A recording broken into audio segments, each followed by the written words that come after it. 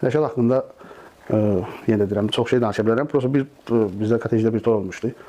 Orada mən qafiyə tutmuşdum. Kotejdə hər kəs bir-birinə can deyir, can eşidir. Mən orada şahid oldum ki, Rəşad meyxana ilə şahmat oynayır. Yəni o 2 gedişi, 3 gedişi qabağından bilən şahiddir. Niyə? Yəni ona sübutum da var. Məndən soruşdu ki, Seyid müsəlman deyilib. Dedim, yox deyilməyib. Dedi, demə. Mən yaxşı. Durdu qayıtdı ki, Aydın, sən canavar o yandasan, şirdi yanıb bu yanda. Dur bura gəl, temamızı 2 dənə dovşan eşidir. İndi o şəhərlərin, o məclisə baxanlar bilirlər. Avtomatik bildi ki, o 2 nəfərdən biri buna heyvan deyəcəklər, indi qafiyyə uyğun.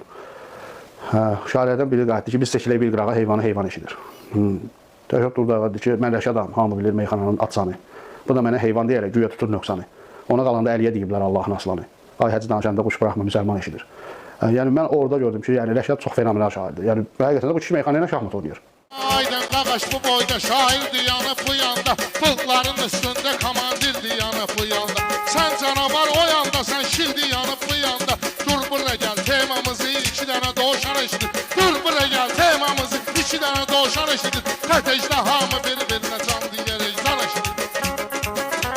Rəşad durur, adlandırır hansı şairi dovşan. Deyəsən bugün özü ilə gətirib biri dovşan. Mənim neyimə gərəkdir biri aslan, biri dovşan. Bit çəkilək bir qırağa heyvanı eşidir. Bit çəkilək bir qırağa heyvanı eşidir. Mən deyirəm, mən Rəşadam meyxananın aslanı. Bu da mənə heyvan deyərək güya tutur nöqsanı. Ona qalanda Əliyə deyiblər Allahın aslanı. Ay həzi danışanda quş buraxma, müsəlman eşidir. Ay həzi danışanda quş buraxma, müsəlman eşidir. Kotejdə hamı